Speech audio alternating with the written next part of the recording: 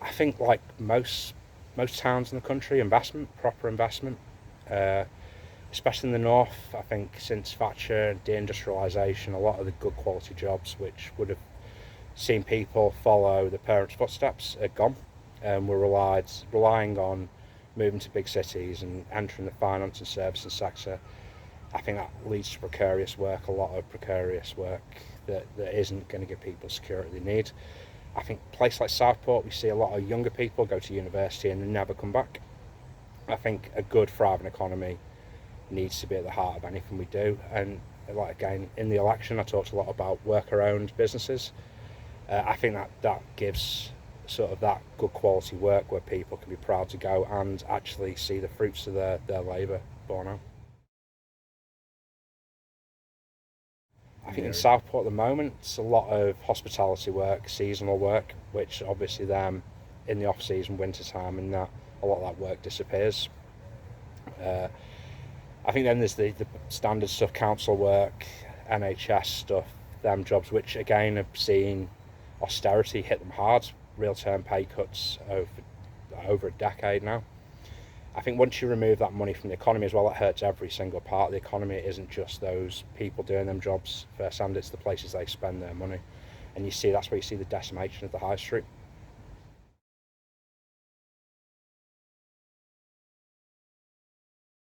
Creating an economy which works for people. I mean, if you've got businesses that during the peak season are making loads of money and that money's staying in the town, not being spirited away to the Cayman Islands or any other sort of multinationals offshore account, then it's going to be more resilient in the economy and it will be able to tick over in them times when it isn't as busy.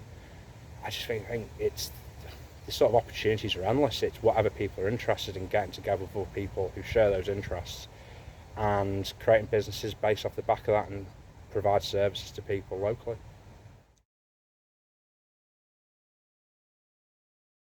Again, I think it's up to the people involved. I'm very much a big believer in people making democratic decisions for themselves and deciding what they want to do. I don't think it's mine or anyone else's place to step and say what we should do or what we need. I'm one person in the community here. I think though we look around Europe and the high streets there aren't suffering anywhere near like they are in the UK. So this argument that it's just online retail that's crippled the high street is kind of farcical. I think what is different in the UK is the average working person's got less money in their pockets.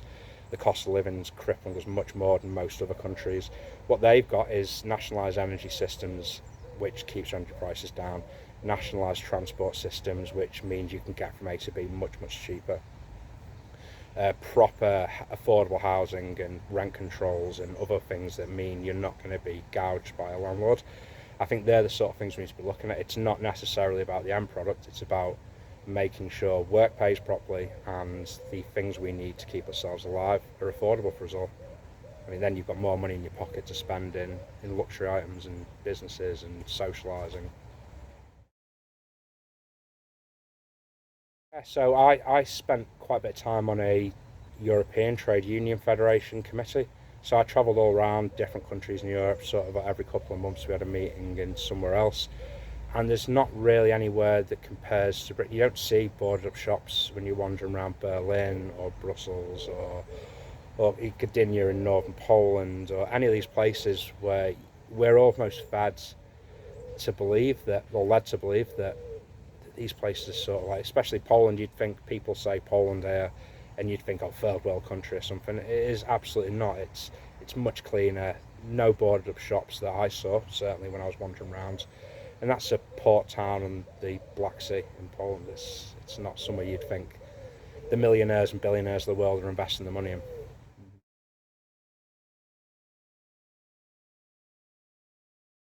I think this is a story of neoliberalism crippling economies, and I think it's not just Britain. You look at North America as well. Outside of the big economic centres where finance is concentrated, people struggle. If you base your economy on the finance industry, where them jobs aren't, people are going to struggle. When you just completely scale back the manufacturing industry, the economy is going to struggle. People haven't got money to spend, and you're getting squeezed both ends. We're getting exploited by our employer, but also exploited by our landlords, and then you're going to end up coming to a breaking point at some point.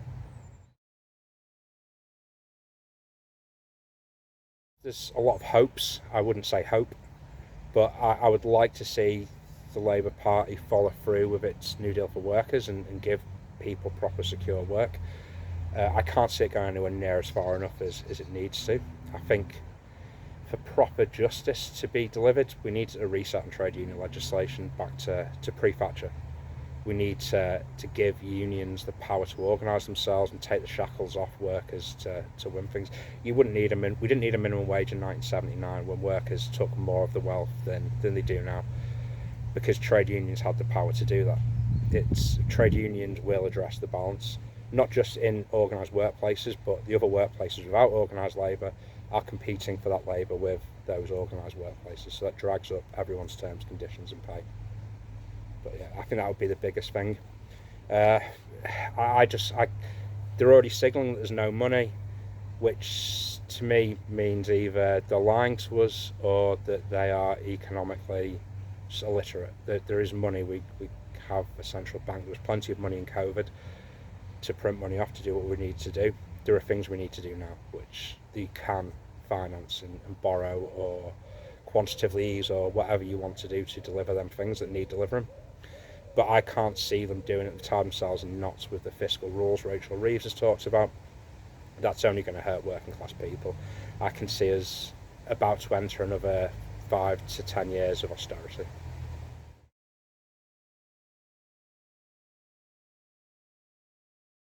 Absolutely, yeah. And the sad thing is, they didn't really speak much in the election about anything, so haven't tied themselves to doing much. And with the mandate they've got, with the seats they've got, they could do some really interesting and creative things and fix some of the real sort of foundational problems with Britain. I think people forget that post 1945, coming out of World War II, the country was in ruins and the most debt it had ever been in. We managed to build the NHS, we managed to build hundreds of thousands, millions of council houses. We managed to build a welfare state that worked for people and gave people security net. That if we could do that then, there's no reason we could not have similar ambition now.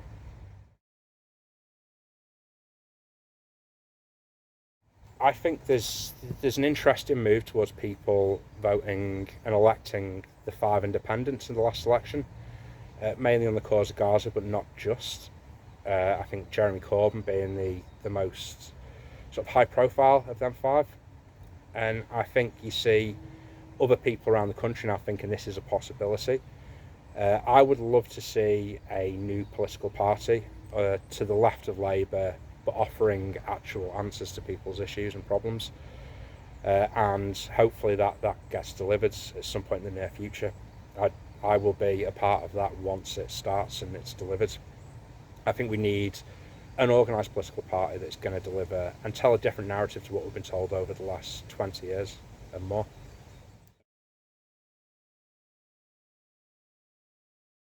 I think it needs to be anti-austerity, but it also needs to be standing on being open and telling people the truth. I think we've lost that in politics. People tell people what they want to hear.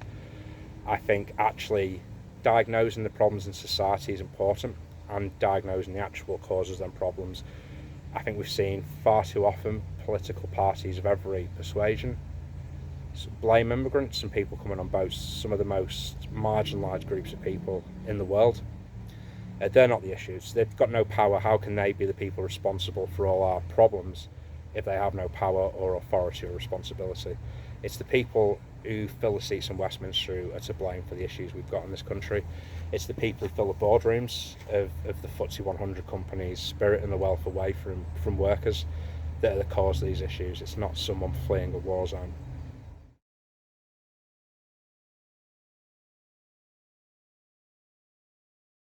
So yes, some of the people who work with Assemble got in touch with me very early in my campaign, and I committed very early on to sort of working with Assemble and using that model to engage with the community. I think what came out of it was really inspiring. I think once people got together, I'd say most people in the room were disagreeing with each other at first, but people were able to have them conversations respectfully and not screaming at each other. like we often see in council chambers and Westminster, and actually come out with answers that made sense to everyone. And I think by the end of it, everyone was in agreement on what sort of the issues were, and sort of ranking them issues in order of importance, but also what some of them solutions to the issues were. So it was sort of the community self-organising to address the problems created by other people for the community, whether that be on education. We had some really interesting stuff around proper building equality into education, making sure everyone's got the same access. So that would mean looking at what we do in private education and that sort of inbuilt inequality into how we structure our education system. Redistributing wealth through proper taxation systems that were fair and didn't burden most of the tax load onto the people with the least. Yeah, they came out as there was redistribution of wealth, abolish private education.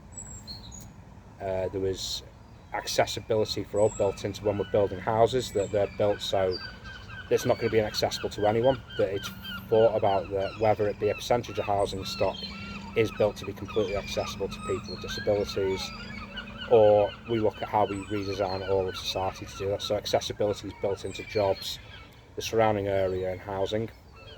That was one of the things that came out of it.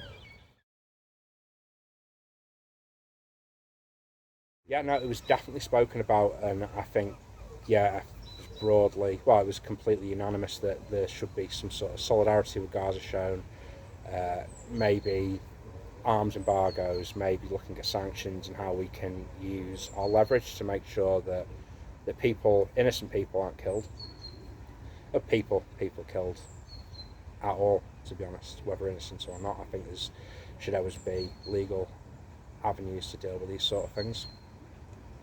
But yeah, and then we had a second assembly the Saturday after the general election. I'd committed to doing that and keeping it going, so I didn't want to lose momentum. And that was purely on Gaza and what we did and fed into the House of the People stuff. And yeah, that was mainly people sharing stories, talking about what we can do practically, how we can better sort of work with the communities in Southport, with the Muslim community, Ibrahim at the mosque, and looking at how we educate people around the issues there, whether we do film showings supported by the Southport Friends of Palestine or produce literature and stuff like that. It was all very mix of practical and what we can do sort of to educate ourselves and others.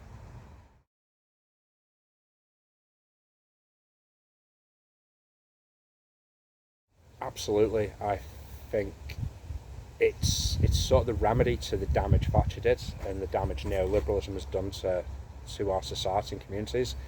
I think breaking the trade union movement and communities along the way, I think this is the answer to fixing that. It brings people back together, brings people on an equal footing. There's no hierarchies involved. People are just there to express their opinion and sort of come up with the answers together. I think it's about collectivising our communities again. I think, yeah, Thatcher with a no such thing as society did more damage to the fabric of society than I think anyone could imagine in this country. I think these assemblies are a way to rebuild that fabric and bring people back together in a respectful way. It's fine to disagree in these places, but it seems like we will always come to a respectful disagreement or the answer and work out ways to address these issues together. I think that's the nature of the collective is so powerful once it's unleashed, and we see that in the trade union movement. But I think just in society in general, when the collective comes together, we can achieve incredible things. And I think Thatcher and that ilk realised that and did everything they could to break it.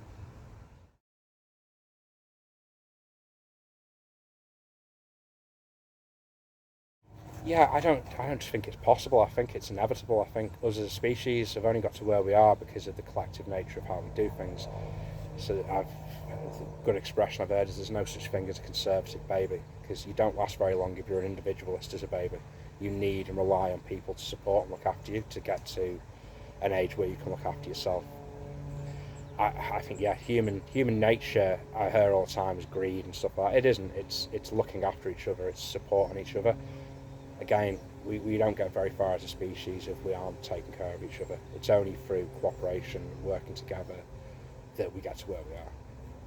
So yeah, absolutely. I think assemblies and any other model of just bringing communities back together and working with each other, listening to each other, is a positive thing.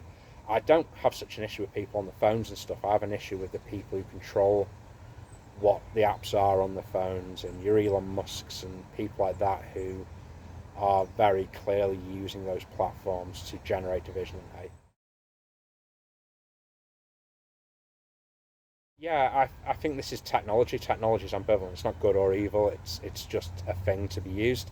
Depends who's using that thing. And again, if we allow capital to capture all this technology, it's going to be used for nefarious purposes or to exploit us and make money out of us. I think if we collectively own some of this stuff, if there was some sort of collectively owned social media platform, that could be a pretty amazing thing that could do pretty amazing stuff. I think it would be a great space to organise ourselves, and it would probably take a lot of power away from big corporations. If they haven't got control over things, then they can't pump nonsense into us all day and convince us we need things that we don't need.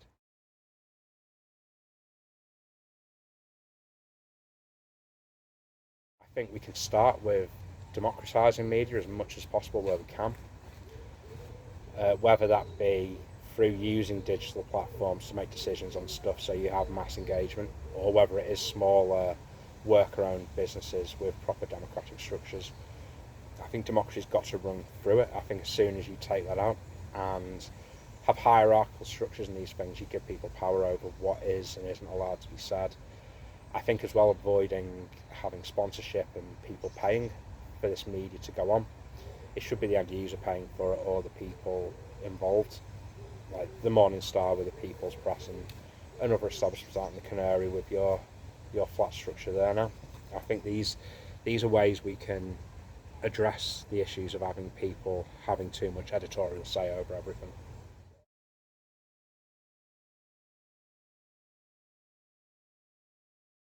We saw earlier on in the day a false name circulated, the Sound of Muslim, and that definitely stokes the sort of flames. But I think these people, the far right, the people who were organising this sort of stuff, would have found a reason, whatever. They were just dying to kick off and start problems.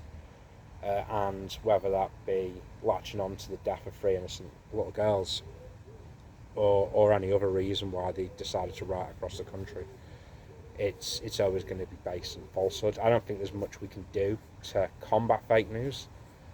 I think it's tough to police that. You can police it after the fact, of course, but I wouldn't want to see riots kick off every time anything happens before we can actually address the issues and start sending people to prison. Because again, a lot of the people who will be going to prison now are misled and were completely in the wrong. Don't get me wrong, for rioting, but misled people from working class backgrounds who maybe didn't understand what was going on. I think until we start seeing the people who lead these groups arrested and treated properly, and see these organisations prescribed, we're going to see this happen again and again. Every time a flashpoint happens, people will organise around it and dissent.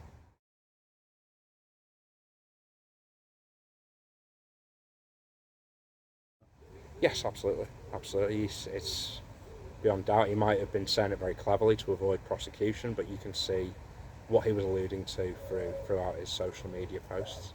Absolutely. I think these people legitimise it. They're the legitimate face of fascism in this country. I think it's, if they're given space and oxygen to breathe, people will follow them. People who aren't properly diagnosing the cause of their problems, because let's face it, it's not easy to find the time to educate yourself on economic ideas, and most working class people are already drowning under bills. So you're going to switch on your phone, have a look and see whatever figures you follow are saying. But I'd absolutely say Nigel Farage and other figures, Richard Tice and the rest of the GB News lot, are all have their part to play in this.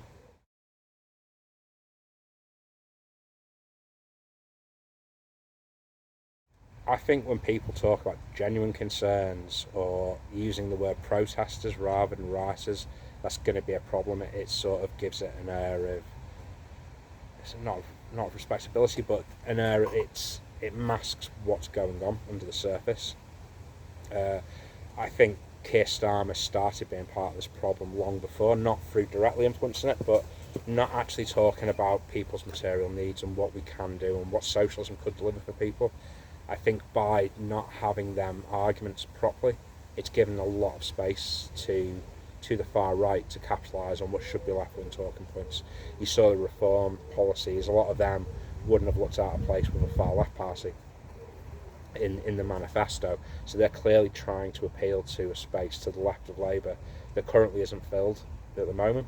Hopefully it will be relatively soon. But yeah, I think Keir Starmer has absolutely given the space for fascists to capitalise on working class communities who don't feel they're being delivered for.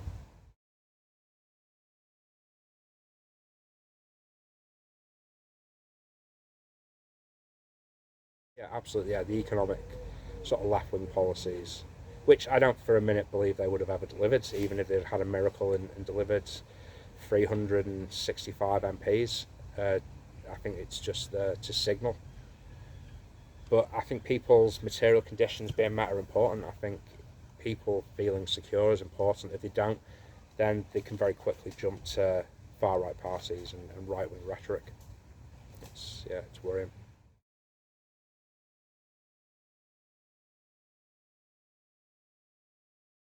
Yeah, I've spoke about this quite a bit now, and it's been so heartening to see the community come out to support the mosque, the local shop that we visited earlier, and just be there for each other.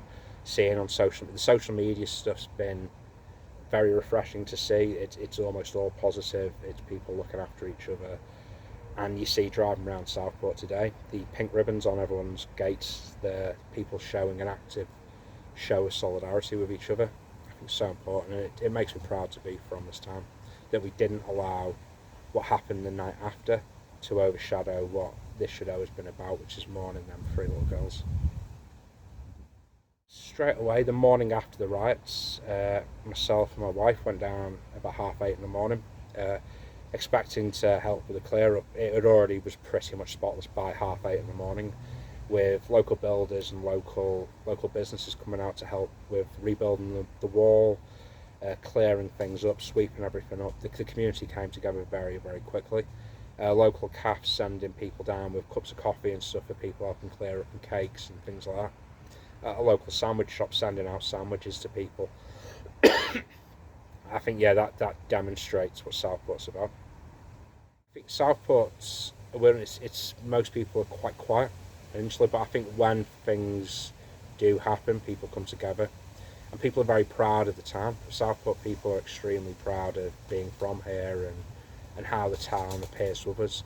I think with it being a tourist town that's going to be built, we rely on people wanting to come here, so people are very proud of the place they're from. But I think, as you've seen today, it's an amazing place to live and an amazing place to have grown up. I'm very, very lucky to have been from here. Like the beach, playing in the sand dunes on our doorstep, the parks everywhere. It's an amazing place, and I think people have pride in the town, and I think we're very quick to make sure that what happened with the people coming in from all over to riot wasn't Southport, that isn't us and doesn't represent us.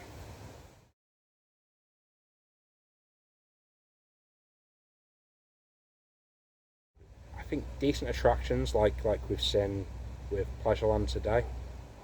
But also with that, for people to actually come and stay here, we need good hotels.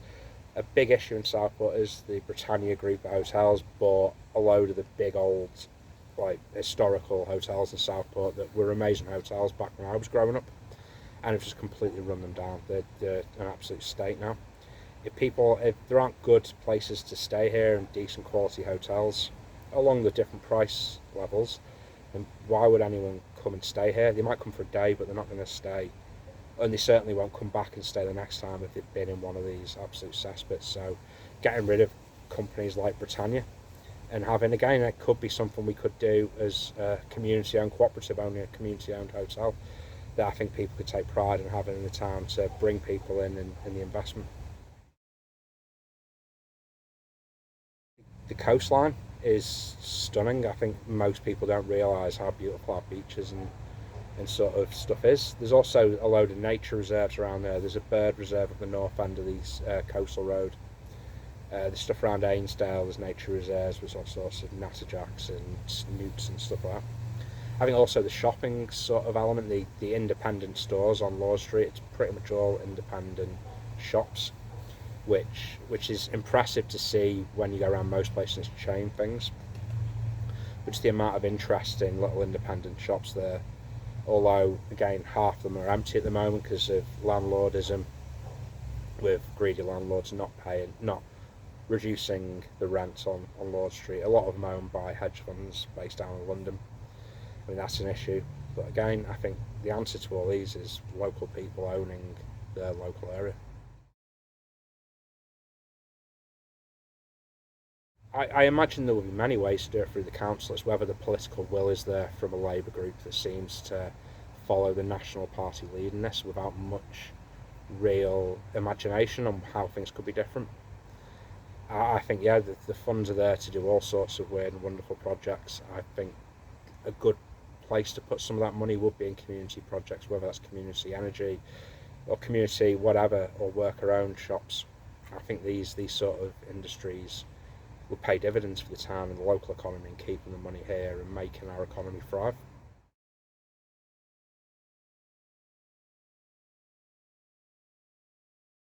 Yeah, I think we're a coastal seaside town. One thing we've not got any shortage of is wind, so let's look at getting some wind turbines built, whether that be through this group called Merseyside Community Energy Company. I can't remember the name now, but there's groups already in existence that have been trying to get wind turbines in the Southport owned by the community, generating energy for the community.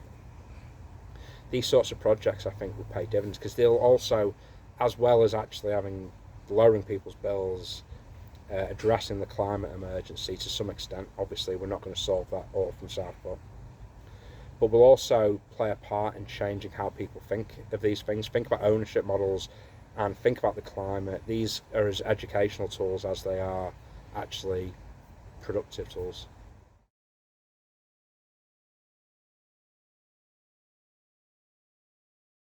I think there are many countries that own their own energy, also own most of our energy networks.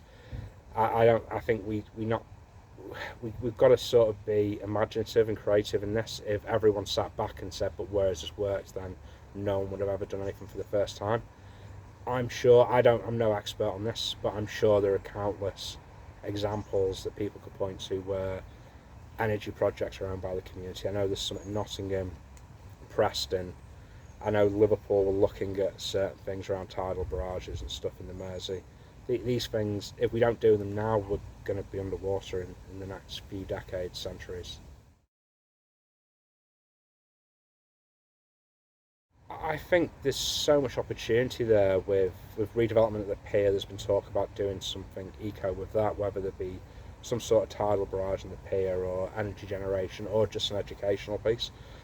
I think we've got space in Southport to do these things, and I think people get excited. It's not the sort of place where if you want to do something new, there'll be a massive community backlash to it. People do want to see new things and investment. People, like I said, are proud of being from Southport. I don't think there'd be any issue with us looking at doing something that both addressed the climate emergency, brought a little bit of economic justice to people in this country, and just improve the local area.